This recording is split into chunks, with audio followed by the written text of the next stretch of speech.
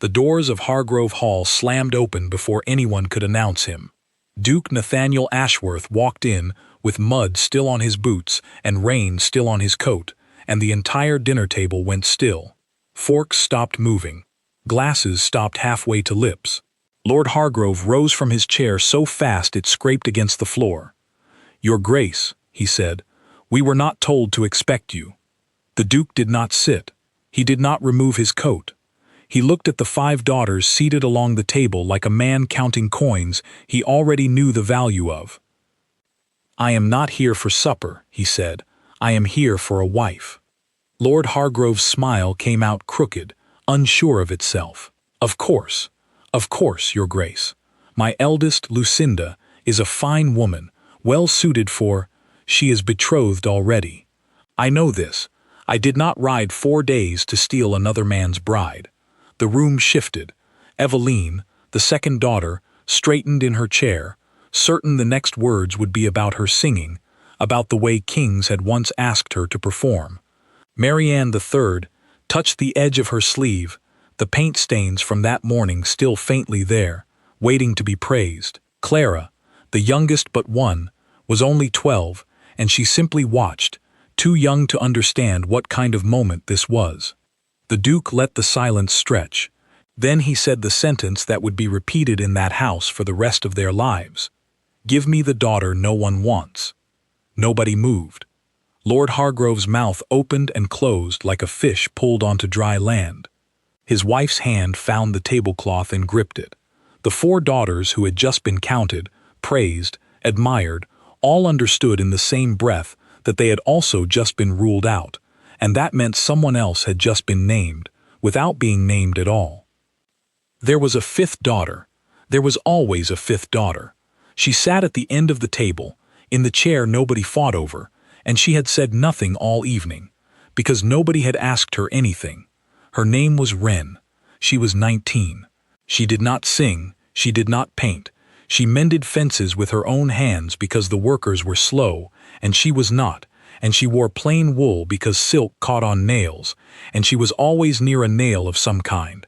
She was, by the careful accounting of her own family, the one left over. She stood up before her father could find the words to apologize for her existence. "I am the one you mean," she said. The Duke turned his head, and for one small second, something moved behind his eyes that did not match the rest of his face. It was not relief, it was not satisfaction. It looked, for that 1 second, like a man who had asked a question expecting a certain kind of silence back, and instead got an answer that hit him somewhere he had not protected. He recovered fast. Dukes always did. "Then it is settled," he said. "We leave within the hour." Lord Hargrove tried to object, tried to ask for time, for a proper courtship, for the dignity of an engagement announced to the county instead of one decided over cooling soup. The Duke did not answer any of it.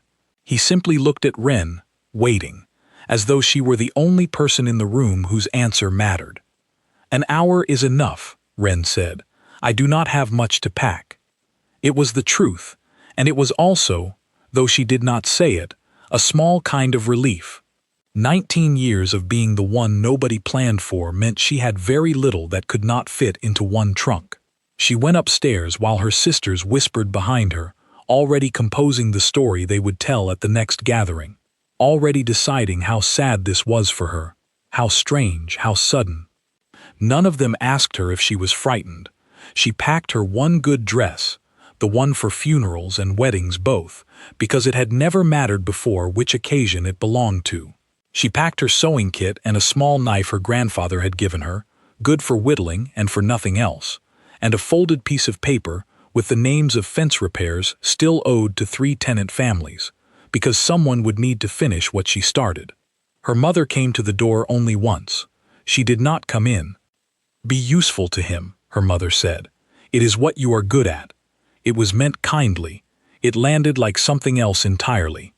Wren closed the trunk and did not cry, because crying had never once changed anything in this house, and she saw no reason tonight would be different. Within the hour, as promised, the carriage was loaded, and Wren sat inside it alone, because the Duke rode ahead on his horse the entire way, and never once looked back at the window where she sat. The road north took 4 days. Wren counted fence posts as they passed, the way she always did with her hands and her eyes when there was nothing else to hold on to. Good fences, bad fences, one with a gate hung wrong, swinging loose on a single hinge, the kind of thing she would have fixed in an afternoon if it were hers to fix. At the first inn, the innkeeper's wife looked at her with the kind of pity reserved for people going somewhere they did not choose. At the second inn, a stable boy named Peter brought her horse water and asked, without meaning to be forward, if she was frightened of the man riding ahead of her. No, Wren said. It was a small lie, sized exactly to the question, not the fear of a monster, not the fear of a stranger's hands, something else, something she did not have a good word for yet, the fear of being chosen, even as the leftover thing, and not knowing what to do with being wanted at all. She had spent her whole life being the answer nobody needed. Now she was the answer somebody specifically asked for, by name, in front of everyone, and that was a stranger feeling than she expected. It sat in her chest like a coin she had never held before, unsure if it was real gold or only painted to look that way. On the third night, she caught her own reflection in the carriage window, lit only by the lantern swinging outside. She did not recognize the look on her own face at first. It took her the better part of a mile to name it. Hope. She did not tell anyone.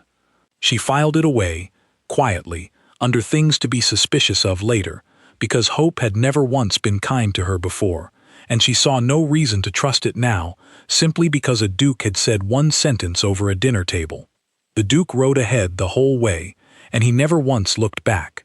They reached his house on the evening of the 4th day, and Wren understood immediately that something in this place was wrong before she even stepped down from the carriage. The house was tall and gray and correctly built in every way a house should be built, with good stone and good windows and a good roof that did not leak. But it was quiet, in the way a held breath is quiet. The housekeeper who greeted her was a tall woman named Mrs. Pemberton, with a face that had learned, a long time ago, not to show surprise at anything. "You'll want the east room," Mrs. Pemberton said, already walking. "It gets the morning sun, not much else recommends it, but the sun is honest at least." Wren followed her through a hallway lined with frames. Empty frames, every single one of them, gold-edged and carefully hung, and not one held a portrait. 12 of them by her count, running the length of the corridor, waiting for faces that had never arrived. She did not ask about them that first night. She was too tired, and the question felt like the kind you did not ask a stranger's house on your first evening inside it. She unpacked her one good dress. She unpacked her sewing kit. She set the small knife on the windowsill where the morning sun would find it first. Downstairs, somewhere in the house, she heard a door close, firm and final, the way doors close when someone wants to be alone and does not care who understands why. She did not sleep well that first night, not from fear, from the strange coin-in-the-chest feeling that would not settle, the feeling of being wanted by a man who had ridden ahead of her for 4 days and never once turned around to check if she was still there. In the morning, she went looking for the kitchen, because a house always tells you the truth about itself faster in the kitchen than anywhere else, and she wanted, more than anything, to understand exactly where she had landed. The kitchen told her more in one morning than the Duke had told her in 4 days of riding ahead of her carriage. The cook was a broad, red-faced woman named Agnes, who did not look up from her bread dough when Wren walked in, but who also did not tell her to leave, which Wren understood, from long practice, to be a kind of welcome. "You're the new one," Agnes said. "I am. Come to fix something, or come to be fixed." Wren almost laughed.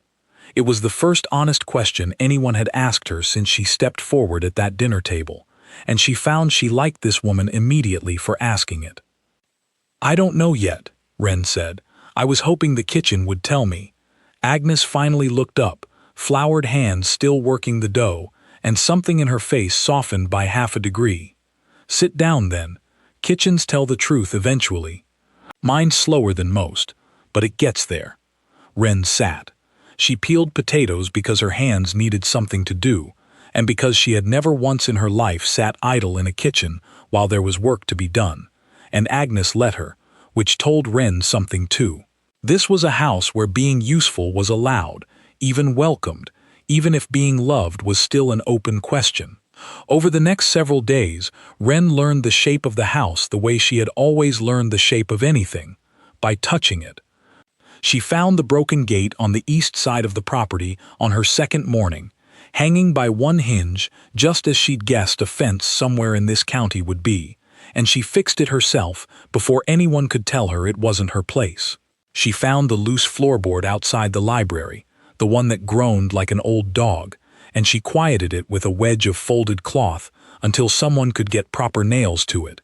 She found the walled garden behind the kitchen, overgrown and forgotten, and she spent an afternoon pulling weeds from it, without being asked, simply because her hands did not know how to sit still in the presence of something broken. The staff noticed. Servants always notice the things nobility pretends not to see. "You're not like the last one," said a young maid named Alice, one evening, while helping Wren unpin her hair. Wren went still. "The last one?" Alice's face did the thing Mrs. Pemberton's face had done in the hallway of empty frames, a door closing quietly, quickly, before too much light could get out. "Never mind," Alice said. "I talk too much. Ask Mrs. Pemberton, if you want to know." "Not me."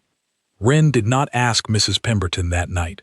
She thought about it while she lay awake instead, staring at the ceiling of the east room, listening to the house settle around her the way old houses do, creaking in places that had nothing to do with weight or wind. The Duke, meanwhile, remained a stranger in his own home. He took his meals alone in his study more often than not. When he did appear at the table, he spoke little, and when he did speak, it was about the estate, about the harvest, about matters that required no feeling at all to discuss. He was polite, he was correct. He asked after her comfort in the tone a man might use asking after the comfort of a guest he was obligated to house, not a wife he had ridden 4 days to claim. He did not look at her directly, not once, in nearly 2 weeks.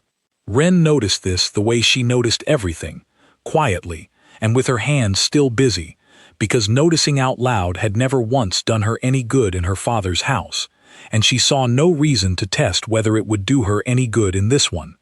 But she was, despite herself, settling in. She learned the names of every servant in the house, down to the youngest stable boy, a gap-toothed child named Sam, who followed her around the yard asking questions about fences the way other children asked about ghosts. She learned which floorboards to avoid and which doors stuck in damp weather. She learned that Agnes made the best bread on a Thursday, when the ovens were hottest from the week's baking, and that Mrs. Pemberton, despite her careful, guarded face, kept a small collection of pressed flowers in a drawer in her study, flowers Wren was fairly certain had come from a garden that no longer existed. She was, it turned out, very good at being liked, when someone finally let her try. It surprised her more than it should have. Her whole life, she had been the daughter who did not sing, did not paint, did not draw eyes across a crowded room. She had assumed, quietly, that this meant she was simply not likable, that her sister's brightness had used up whatever share of charm their family had been allotted, leaving none for her. But here, in a house where nobody had already decided what she was before she arrived, she found people warm to her the way people warm to anyone who shows up, does the work, and does not ask to be thanked for it. The staff liked her. The tenants on the estate's edges, when she rode out with the steward to look at their fences and their roofs, liked her too, in the plain and practical way people like someone who fixes things instead of merely observing that they are broken. The only person in the entire house who did not seem to see her at all was the man she had been sent here to marry. It began to needle at her, the way a splinter needles under skin, long after the moment that put it there has been forgotten. Not sadness exactly, something closer to a question she could not stop turning over. If he did not want to look at her, why had he asked for her by name? Not by her name, precisely. He had never once, in that dinner room, said Wren. He had said the daughter no one wants, as though her actual name did not matter, as though he were asking for a category rather than a person. And that thought, once it arrived, refused to leave. She brought it, carefully, to Agnes one evening, while the two of them sat shelling peas in the last of the daylight. "Does he ever look at anyone?" Wren asked. "Or is it just me?" Agnes's hand slowed on the pea pods. She did not answer right away, and when she did, her voice had the careful weight of someone choosing each word like a stone to step on across a river. "He looks at things that don't ask anything of him," Agnes said. "Fences, ledgers, horses, things that don't need him to feel a certain way about them. And people are harder for him. Has been since—" She stopped. Her hands went back to the peas, faster now, the way hands move when they want to be doing something other than talking. "Since what?" Wren asked. "Ask Mrs. Pemberton," Agnes said, which was becoming, Wren noticed, the answer everyone in this house gave whenever a question veered too close to something buried. Wren did not ask Mrs. Pemberton that night either. But the question sat in her now, lodged and patient, the way a fence post sits in ground long before anyone notices it has begun to lean. It was on a quiet afternoon, nearly 3 weeks into her time at the house, that she finally worked up the will to ask about the frames. She found Mrs. Pemberton in the hallway itself, dusting the same 12 empty frames she dusted every week, with the careful attention of a woman tending a grave. "Why are they empty?" Wren asked. "All of them. Every frame in this hallway." Mrs. Pemberton's cloth paused on the gold edge of the nearest frame. For a long moment she said nothing at all, and Wren thought she might get the same closed door everyone else had given her. Then Mrs. Pemberton spoke, and her sentence was short and final and offered no room at all for a follow-up question. "The last Duchess didn't leave a face behind worth keeping." She said it plainly, without unkindness, the way a person might state the weight of a stone or the height of a wall. A fact, not an opinion, delivered and then closed. She turned and walked away before Wren could ask anything else, her footsteps quick and even down the corridor, the kind of quick that comes from a person eager to be somewhere the conversation cannot follow her. Wren stood alone among the 12 empty frames for a long while after that. She did not ask again. She did not need to. The frames said the rest of it themselves. Every single day, in every meal she ate at that too-quiet table, in every hallway she walked down without another soul in it, in every glance the Duke did not send her way. 12 years, by her count, if the frames had been hanging that long, and not one face allowed to fill them since. She began, slowly, to understand something that unsettled her more than any ghost story the servants might have whispered about this house. The words the Duke had said at her father's table, "Give me the daughter no one wants," had never, not for one single moment, been about her family at all. They had been a description of something he already believed about himself, long before he ever rode into her father's dining hall with mud still wet on his boots.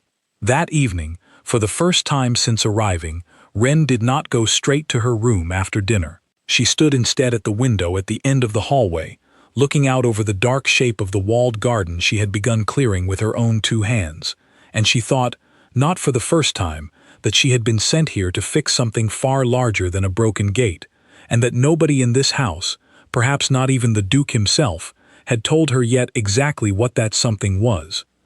The garden changed everything, though Wren did not understand that at first.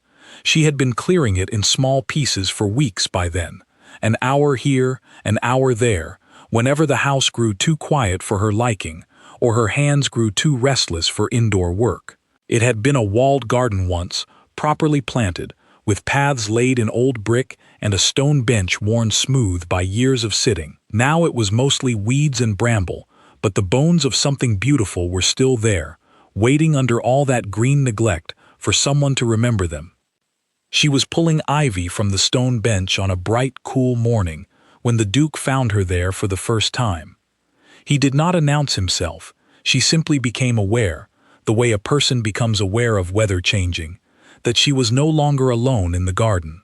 She looked up, and he was standing at the archway that led in from the house, watching her with an expression she could not quite read, something between surprise and old, careful grief. "You've been working on this," he said.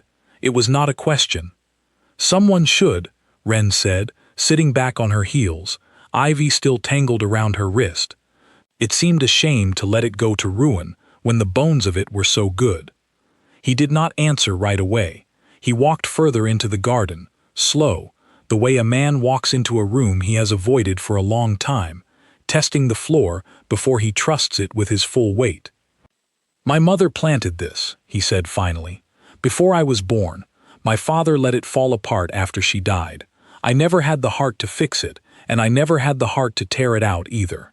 It was the most he had said to her in 3 weeks. That was not about ledgers or harvests. "What did she plant?" Wren asked, because it seemed safer than asking anything about why he had let it die in the first place. "Roses, mostly. Some kind of climbing white flower along that wall. There. I don't remember the name of it. I was young." Wren looked at the wall he pointed to. Under the bramble, she could just make out the dead, woody vine of something that had once climbed with purpose, long since given up. "It might still be alive," she said. "Under all that, vines are stubborn things. They don't die as easily as people think." Something crossed his face then, fast, gone before she could name it properly, though she would think about it for days afterward. It looked almost like hope, the same shape of hope she had caught in her own reflection in the carriage window on the road north, and just as quickly hidden away again. "You should not spend your days on my mother's ruined garden," he said, his voice going formal again, the door closing the way it always closed. "There are servants for such work." "I like the work," Wren said simply. "It gives my hands something honest to do." He looked at her then, really looked, for the first time since she had arrived at his house, and it lasted only a handful of seconds before he excused himself and walked back toward the house without another word. But Wren stood in the garden long after he had gone, holding the memory of that look, the way she might hold a coin she was still not sure was real gold. After that morning, small things began to shift, slowly, the way ice thins before anyone notices the surface has changed at all. He began appearing at dinner more regularly. He still spoke little, but he asked, once, how the garden was coming along, and Wren told him, in careful detail, about the white flowering vine that had, in fact, still been alive under all that bramble, and had begun, in the last week, to put out small green shoots along the old wall. It remembered how to grow, she said. It just needed someone to clear the space for it. He did not answer that directly, but something in the set of his shoulders eased, just slightly, the way a held breath finally lets go. It was around this time that Wren began to notice something else, something smaller, something she almost missed entirely because it did not announce itself the way the empty frames had. The Duke had a habit, whenever he thought no one was watching, of touching the edge of a small ring he wore on his smallest finger, turning it once, twice, a nervous motion he seemed entirely unaware of. It was not his wedding ring. Wren knew this because he did not wear one, and because this ring was old and worn, and clearly not made for a man's hand at all. It was too delicate, too small, the kind of ring meant for a woman's finger, and he wore it anyway, on his smallest finger where it barely fit. She said nothing about it. She had learned, in this house, that some doors opened only when you stopped pushing on them. The tenants on the estate's northern edge had a saying. One of them told her while she rode out one afternoon with the steward, a quiet, capable man named Edwin who had worked the land for the Duke's family since before the Duke himself was born. "They say a house takes on the shape of whoever grieves in it longest," Edwin said, as they rode past a stretch of fence Wren had marked for repair weeks earlier and had already, in her spare hours, begun mending herself. "This house has been grieving a long while, Miss Wren. Longer than most folk realize." "Grieving what?" Wren asked, though she suspected by now that she already partly knew. Edwin was quiet for a stretch of road before he answered. "That's not mine to tell, but I'll say this. The Duke you've met is not the Duke I knew as a young man. Something in him closed up a long time ago, and it never quite opened back." "When?" Wren asked. "About 12 years past," Edwin said. "Give or take. 12 years. The same number of empty frames hanging in that long, quiet hallway." Wren rode the rest of that afternoon in silence, turning the number over in her mind the way she turned over everything that mattered, slowly, carefully, checking it from every angle before she trusted it to hold weight. That evening, she did something she had not done before. She went looking, deliberately, for answers, rather than waiting for them to arrive on their own the way they had been arriving, piece by careful piece, for weeks. The Duke's study was often left unlocked during the day, a fact Wren had noticed simply because she noticed everything about the house's rhythms by now, the way she had once noticed the rhythms of her father's estate before she was sent away from it. She was not looking for anything in particular when she stepped inside that afternoon while he was out riding the eastern boundary with Edwin. She told herself, honestly enough, that she was only looking for a spare quill, since her own had split its nib the day before, and she had letters to write to her sisters that she had been putting off for weeks. The desk was neat, orderly, the way she had come to expect from him, ledgers stacked by year, correspondence filed by county, and in the corner of the desk, half tucked beneath a paperweight shaped like a running horse, an old letter, its folds gone soft, the way paper goes soft from years of being taken out and put away again, over and over, by hands that could not quite let it go. She should have left it alone. She knew this even as her fingers found the edge of the paper and drew it free. The hand was the Duke's, unmistakably, the same careful slanted script she had seen on notes left for the steward, on instructions left for Mrs. Pemberton. But the words were nothing like the ones he wrote now. It was a letter of promise, addressed not to her family, not to Hargrove Hall at all, but to another house entirely, a house whose name she did not recognize, written to a young woman whose name was not Wren, and was not any name Wren had ever heard spoken in that house since her arrival. It promised a title. It promised a home. It promised, in the careful, formal language of a man laying his whole future down in ink, a life built together, a devotion that read, even across all these years, as entirely genuine. It was dated 14 years past. There was no answer folded alongside it, no reply kept for sentiment's sake, only the one letter, kept and refolded so many times its creases had gone soft as cloth, a promise that had clearly, somewhere along the way, been left unanswered, or answered in a way that closed a door rather than opened one. Wren folded it back along its old lines, careful to match every crease exactly as she had found it, and set it back beneath the little brass horse exactly where it had been. A woman who has spent her whole life making herself small in other people's houses learns quickly how to leave no trace of having been somewhere she should not have gone. She did not tell anyone what she had found. She did not, at first, know what to do with it at all, beyond turning it over and over in her mind, the way she turned over every hard thing, slowly, from every angle, waiting for it to make a kind of sense that did not hurt quite so much to hold. He had not asked for the unwanted daughter because he wanted nothing. He had asked for her, specifically, in those exact words, because somewhere in his past, a different house, a different family, had been asked for their daughter too, and had answered, in the end, with silence, or with regret, or with some quiet refusal dressed up in polite language, and it had cost him something he had never once, in 12 long years of empty frames, found a way to put back together. That evening at dinner, the Duke looked up at her partway through the meal, the way he rarely did anymore, and Wren, holding the shape of that old letter in her mind, did not look away the way she usually did.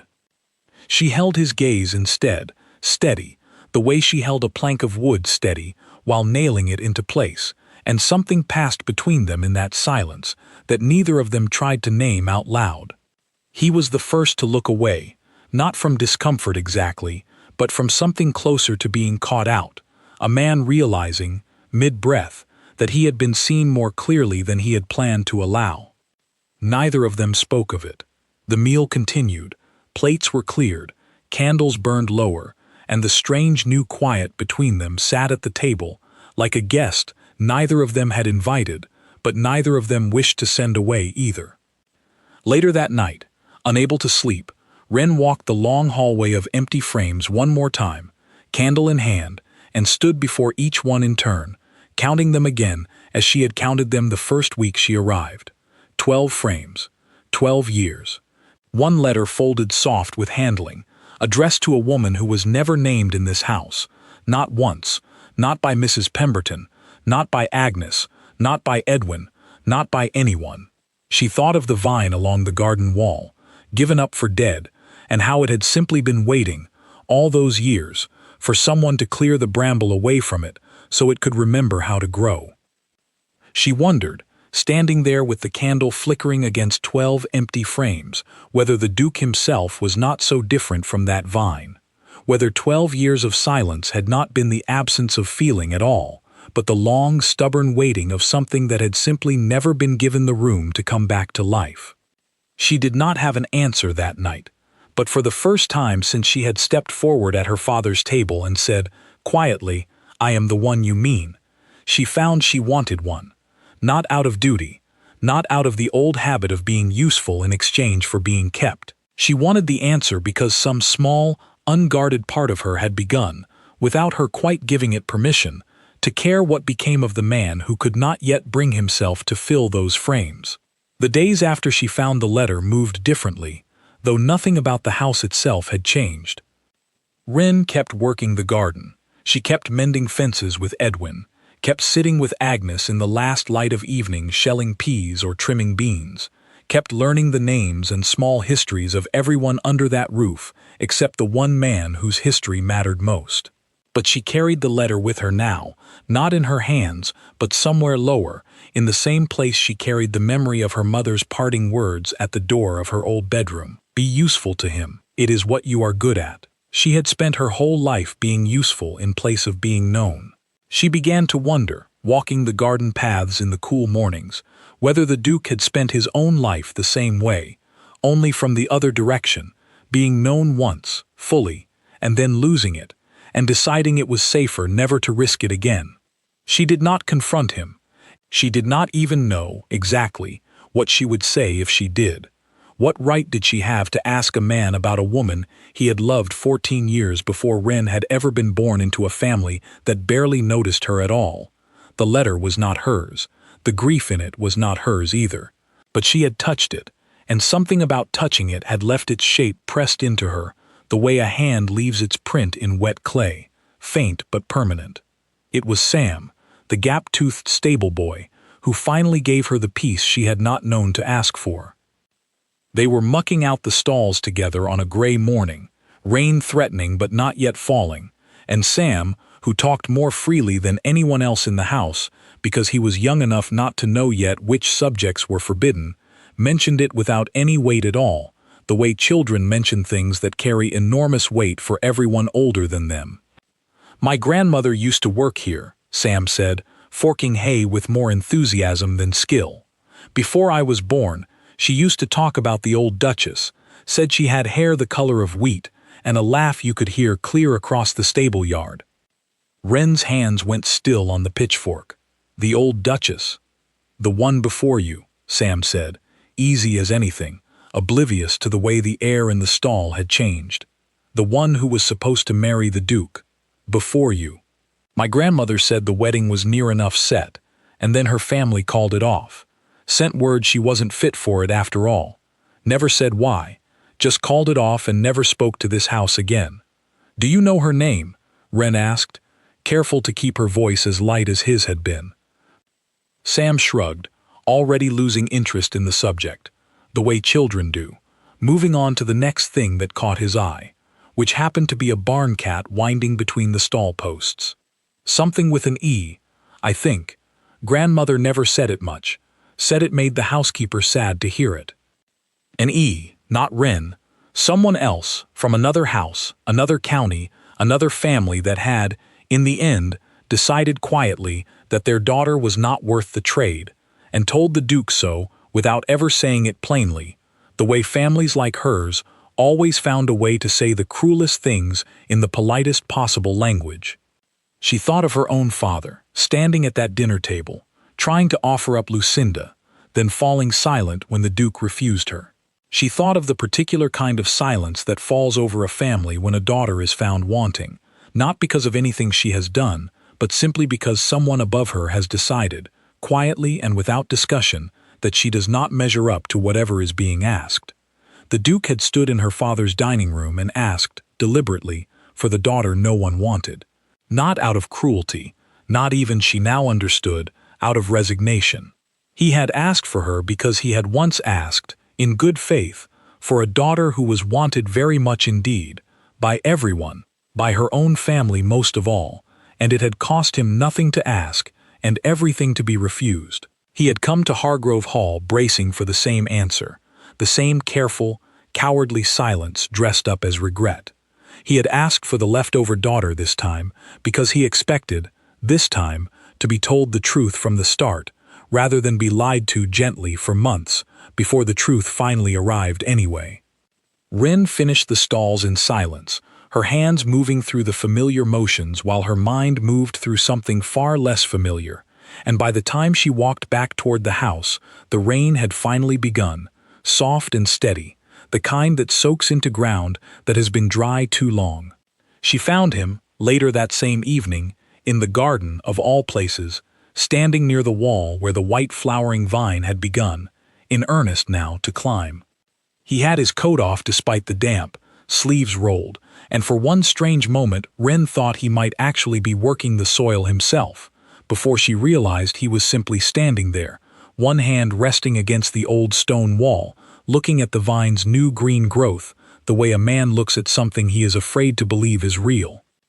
"It's growing faster than I expected," Wren said, coming to stand a respectful distance from him. "Another month, and it might reach the top of the wall again."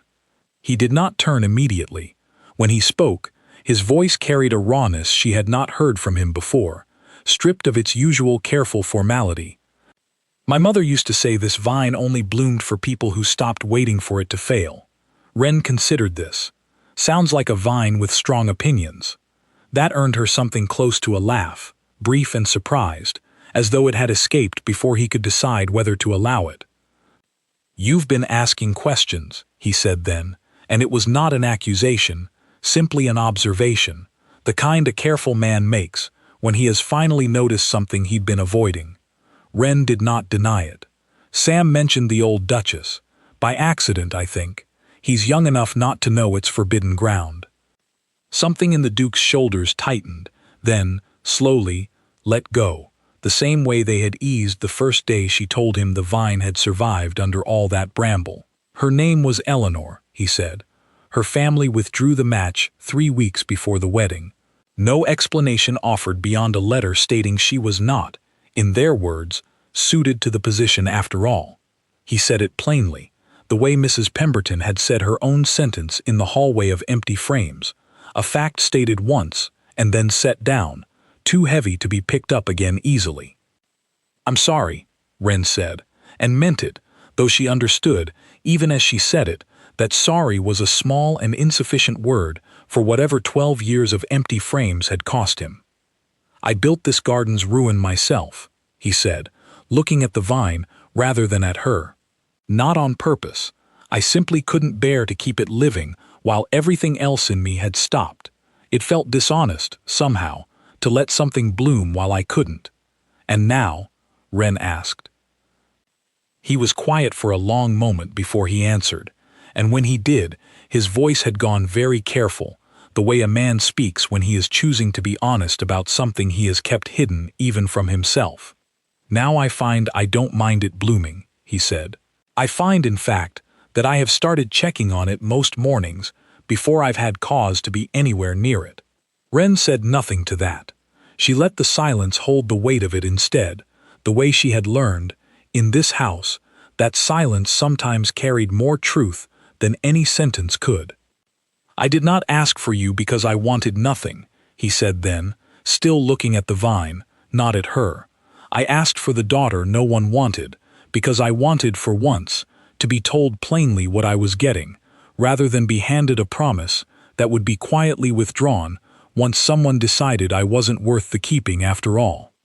Wren felt something shift in her chest at that, not quite the coin-shaped hope from the carriage window, but something steadier, something closer to understanding landing all the way down. I stepped forward at that table because no one else was going to be asked twice, she said. I didn't know then what I was stepping into. I still don't know all of it, but I know I wasn't lied to. Nobody in that room pretended I was anything other than what I am. And what is that? He asked, finally turning to look at her. The one who fixes things, Wren said. Fences, gardens, whatever's in front of me that's been let go too long. He looked at her for a long moment, the rain gathering in his hair, the vine climbing quietly behind him toward a wall it had once been given up as dead against, and something in his face, for the first time since she had arrived at this house, looked entirely unguarded. Neither of them said anything else that evening, but when they walked back toward the house together, he held the garden gate for her, the very one Wren had, weeks before, fixed with her own hands after finding it hanging loose on its single hinge, and it swung open easily, the way a gate does when it has finally been hung right. The rain did not let up for 3 days after that evening in the garden, and the house settled into a different kind of quiet, one Wren no longer found unsettling. She began taking her breakfast in the small morning room instead of the grand dining hall, and on the second day, the Duke joined her there without being asked, carrying his own cup of tea and a ledger he did not open once during the entire meal. They spoke of small things, the vine, the tenants along the northern boundary, Sam's growing collection of barn cats, now numbering 4, each one worse behaved than the last. It was easy in a way Wren had not expected easy to feel, not loud, not bright, not the kind of easy her sisters' lives had always seemed to carry, full of song and color and rooms that turned to watch them enter. This was a quieter kind, the kind built from small, repeated honesty, one cup of tea at a time. On the third morning, Mrs. Pemberton found Wren in the hallway of empty frames, dusting them as she always did, and this time she did not walk away when Wren stopped beside her. "You asked me once why they were empty," Mrs. Pemberton said, not looking up from her cloth. "I gave you a hard answer, because it was the only one I trusted myself to give without saying too much." "I understand why," Wren said. "He was not always the way you found him," Mrs. Pemberton said. "Before Eleanor, he laughed easily. He rode too fast and teased the staff and forgot half his appointments because he was too busy enjoying whatever was in front of him. That man went missing the day her family's letter arrived, and for 12 years I was not certain he would ever come home again." She finally looked at Wren then, her carefully guarded face open in a way Wren had not seen from her before. "These last few weeks," Mrs. Pemberton said, "I have started to think he might." Wren did not know what to say to that, so she said nothing, and the two of them stood together a moment longer in front of the 12 empty frames before Mrs. Pemberton returned to her dusting, and Wren continued down the hallway toward the garden door. The rain broke on the 4th day, and the sun that followed it was the bright, washed kind that only comes after a long, soaking storm, every leaf and stone in the garden gleaming like it had been polished overnight. Wren found the Duke there before breakfast, standing at the wall where the vine had, in the days of steady rain, pushed itself nearly a full foot higher, thick with new green growth, and for the first time since Wren had arrived, the beginning of small white buds along its topmost stems. "It's going to flower," she said, coming to stand beside him. "So it seems," he said, and there was something almost boyish in the way he said it, a lightness Wren had not heard in his voice before, not once, in all the weeks she had lived under his roof. "I have a confession," Wren said, and when he turned to look at her, she found she was not afraid to hold his gaze the way she once might have been. "I fixed that garden gate wrong on purpose. The first time, I left the hinge loose enough that it would need fixing again within the month, so I'd have a reason to keep coming back and finish the job properly." He looked at her for a long moment, and then, for the first time in the entire story of their strange beginning, he laughed. Not the small, escaped kind of laugh from a few nights before, but something fuller, something that seemed to surprise even him with how easily it came. "You sabotaged my mother's garden gate," he said, "so you would have an excuse to come back to it." "I did," Ren said. "It seemed easier than saying I wanted a reason to stay." His laughter faded into something quieter, though no less warm, and he was silent a moment before he spoke again, his voice low, the words coming slower now, as though each one cost him something to hand over, but he was willing, finally, to pay it. "The frames in that hallway have been empty because I did not know what I was allowed to hope for," he said. "I told myself, for 12 years, that hanging empty frames was simply practical. Waiting until there was a face worth keeping seemed safer than filling them with something I might lose again." "And now?" Ren asked, echoing the same question she had asked him days before, in the rain, beside this same wall.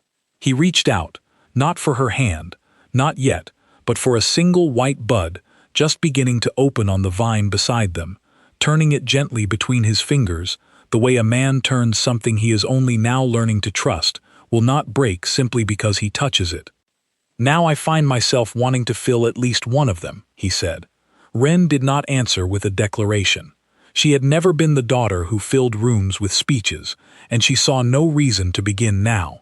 Instead, she reached into her apron pocket and drew out the small knife her grandfather had given her, the one good for whittling and for nothing else, and used its edge to cut a single length of the flowering vine, careful not to disturb the roots that had, against everyone's expectations, remembered how to grow.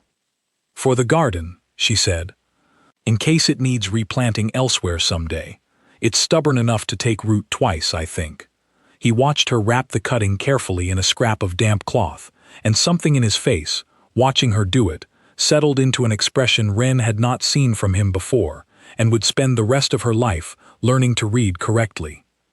That evening, at dinner, Mrs. Pemberton entered the dining hall without being summoned, which she had never once done in all the weeks Ren had lived there, and stood at the edge of the room with her hands folded, waiting to be noticed.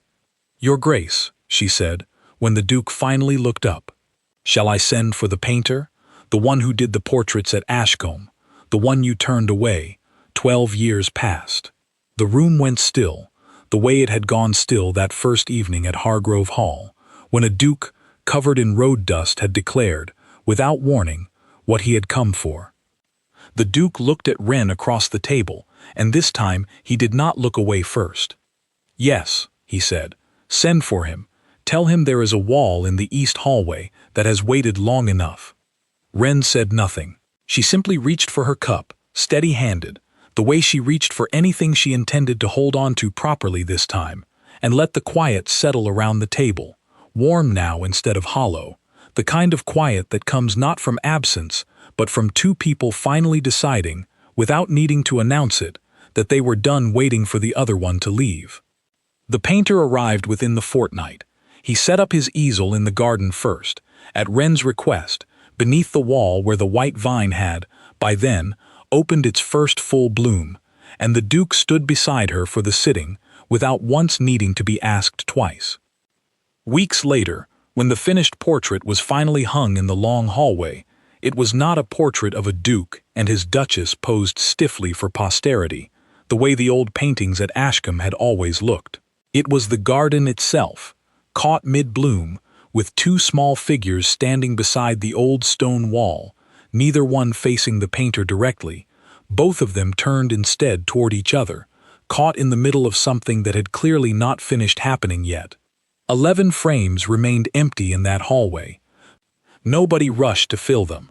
Mrs. Pemberton dusted them still, every week, the same careful attention she had always given them, but the sadness had gone out of the task, replaced by something closer to patience, the quiet, practical kind of patience Ren understood better than anyone in that house. Some things could not be rebuilt quickly. Some vines took years to remember how to climb a wall they had once given up on entirely. But the first frame was full now, and the garden was blooming, and the man who had once ridden into a dining hall demanding the one daughter nobody wanted had, in the end, gotten exactly what he asked for, and found it was not a leftover at all, but the one thing in 12 long years he had actually been allowed to keep.